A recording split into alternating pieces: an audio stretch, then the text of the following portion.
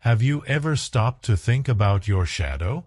Not the one that follows you on sunny days, but the one that hides within you, the part of yourself you don't always want to acknowledge. Imagine this. You're at work, and someone compliments your colleague for an idea you had weeks ago but never shared. How do you feel? Resentful? Jealous? Maybe even a little angry? Now here's the real question. What do you do with those feelings? Do you push them aside, pretending they don't exist? Or do you confront them, leaning into the discomfort they bring? Before we dive deeper into today's topic, I'd love to hear from you. Where are you tuning in from? And what time is it there right now? It's fascinating to think about how we're all connected through these kinds of conversations, no matter where we are in the world. So go ahead, drop a comment below. Let me know if it's morning coffee time or late-night reflection hour for you. Now, let's talk about something profound, something that lies at the heart of human growth and transformation. This concept comes from the brilliant mind of Carl Jung, one of the most influential psychologists in history. He called it the shadow. But what exactly is the shadow, and why does it hold the key to personal growth? To answer that, let's start with a story, a very ordinary moment that might sound familiar. Meet Sarah. She's sitting in her favorite cafe, waiting for her friend to arrive.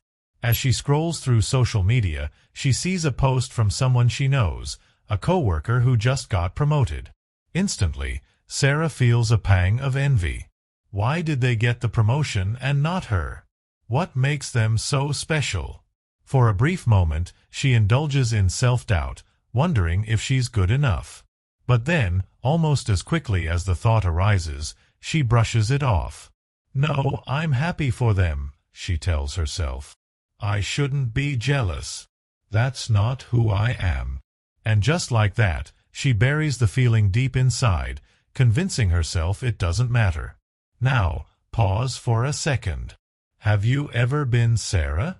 Have you ever felt something uncomfortable, anger, jealousy, fear, and immediately tried to suppress it because it didn't align with the person you want to be?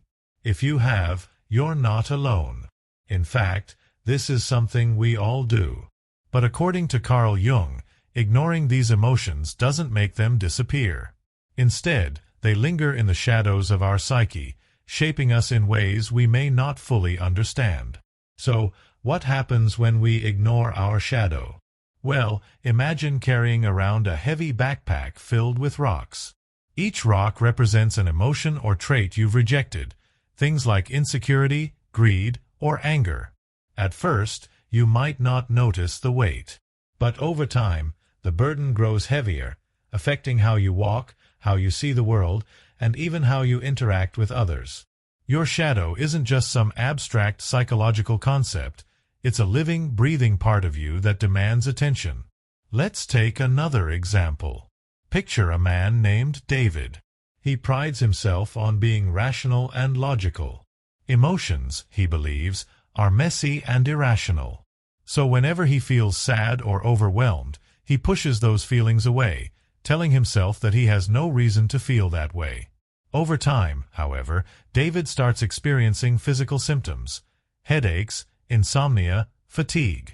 His doctor can't find anything wrong, so he suggests therapy. And during his sessions, David slowly begins to uncover repressed emotions tied to past experiences.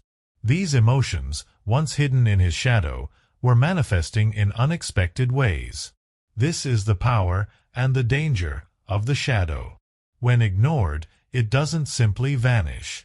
It finds other outlets, often ones that aren't healthy or productive. But when embraced, it becomes a source of immense growth and insight. Carl Jung believed that the shadow contains everything we deny about ourselves, not just negative traits, but also untapped potential. Think about it. When you reject parts of who you are, you're essentially cutting yourself off from aspects of your personality that could enrich your life. For instance, someone who suppresses their creativity because they believe it's impractical might miss out on opportunities to express themselves authentically. Similarly, Someone who denies their vulnerability might struggle to form deep, meaningful connections with others. Jung famously said, "Until you make the unconscious conscious, it will direct your life, and you will call it fate." Isn't that powerful?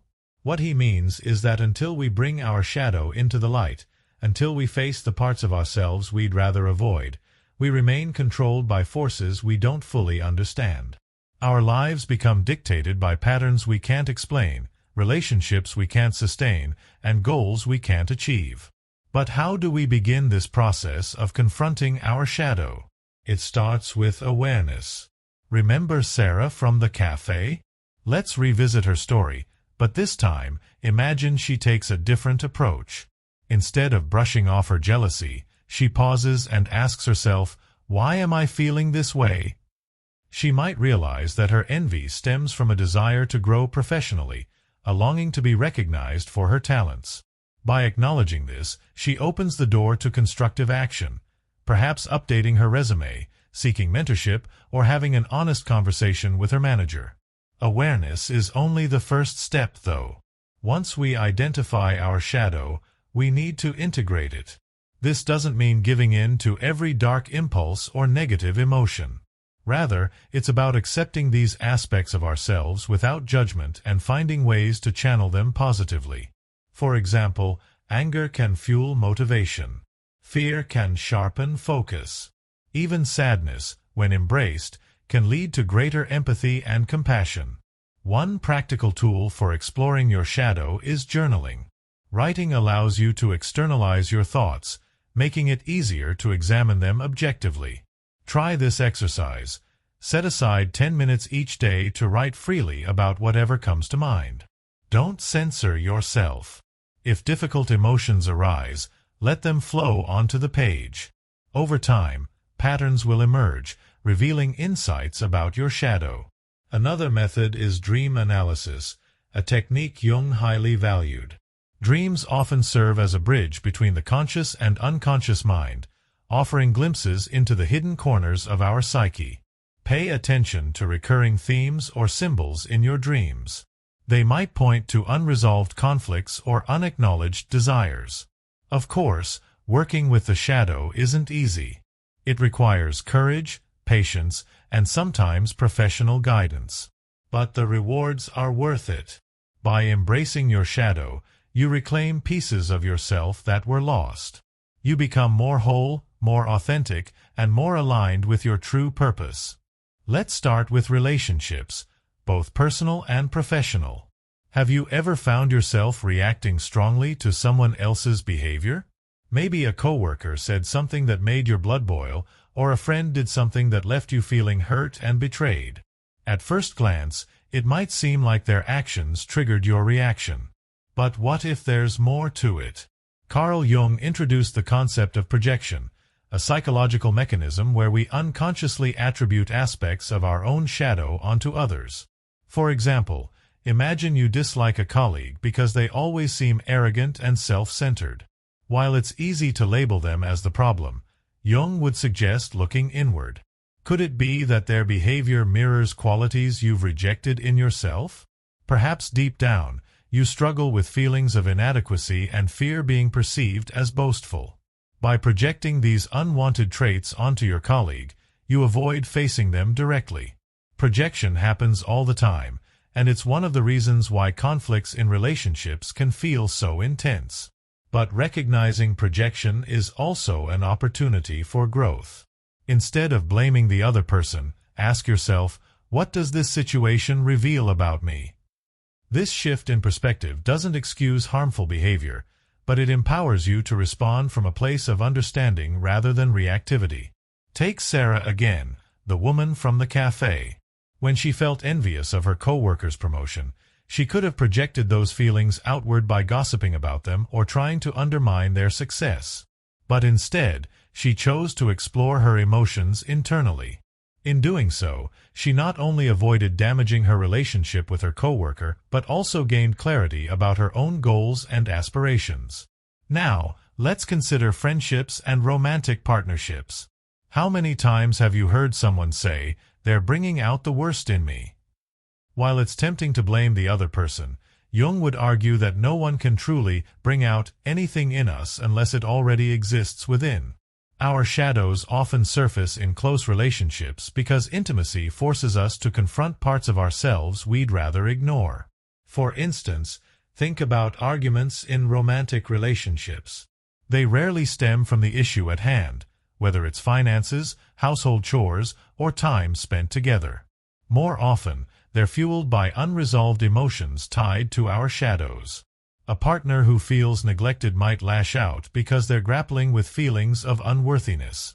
Someone who criticizes their significant other's decisions might actually be struggling with their own fear of failure. The key to healthier relationships lies in owning our projections. When we stop seeing others as mirrors of our flaws and start taking responsibility for our reactions, we create space for genuine connection. This doesn't mean ignoring red flags or tolerating toxic behavior. It means approaching conflicts with curiosity rather than defensiveness, asking ourselves what role our shadow might be playing in the dynamic. Now, let's shift gears and talk about careers. Your shadow doesn't just influence your personal life, it shapes your professional trajectory as well. Many people choose jobs based on societal expectations, family pressures, or a desire to prove themselves. But when these choices aren't aligned with your authentic self, dissatisfaction creeps in. David, the man who suppressed his emotions earlier in our story, provides a perfect illustration. His insistence on logic and rationality led him to pursue a career in finance, a field he thought would bring stability and respect. Yet over time, he grew increasingly unhappy. He couldn't understand why, until therapy helped him uncover a long-buried passion for creative writing. By denying this part of himself, he had been living someone else's dream, not his own. Jung believed that integrating the shadow allows us to access untapped potential. For David, embracing his emotional side opened the door to new possibilities. He started journaling regularly, eventually publishing essays that resonated with readers around the world. What began as a painful confrontation with his shadow became a catalyst for reinvention. This same principle applies to all of us. Whether you're stuck in a job you hate or unsure about your next career move, exploring your shadow can provide valuable insights. Ask yourself, what skills or interests have I dismissed because they didn't fit my image of success? Am I avoiding risks because of fear or insecurity? The answers may point you toward a path that feels more fulfilling. Finally, let's zoom out and examine how the shadow affects our sense of identity. Who are you, really? Is it the version of yourself you present to the world, the polished, put-together persona, or is it the messy, complicated person hiding beneath the surface? Jung argued that true individuation, the process of becoming your authentic self, requires reconciling these two sides. Individuation isn't easy. It demands vulnerability, introspection, and a willingness to sit with discomfort. But it's also incredibly rewarding. As you integrate your shadow, you shed limiting beliefs and societal conditioning, stepping into a more expansive version of yourself. You realize that perfection is an illusion, and that wholeness comes not from erasing your flaws but from embracing them. Consider the metaphor of a tree. Its branches reach toward the sky, symbolizing growth, ambition, and aspiration. But its roots dig deep into the earth, anchoring it firmly in place. Without both elements, the visible and the hidden, the tree cannot thrive. Similarly, we need to nurture both our conscious selves and our unconscious shadows to live fully. Before we wrap up this segment, I want to leave you with a challenge. Over the next week, pay attention to moments when you feel triggered, whether it's frustration, envy, anger, or sadness. Instead of pushing these emotions away, lean into them. Ask yourself, what is this feeling trying to tell me? What part of my shadow is surfacing? Remember, the goal isn't to eliminate your shadow, it's to understand it. By shining a light on the darker corners of your psyche, you gain access to untapped strength, creativity, and wisdom. And trust me, the journey is worth it. We'll continue this exploration in the next part, where we'll discuss common obstacles people face when working with their shadows and strategies for overcoming them. Until then, keep reflecting, keep questioning, and most importantly, keep growing. Thank you for watching. If you found value in this video, please subscribe to our channel and share it with others. Together, we can build a community dedicated to self-discovery and transformation.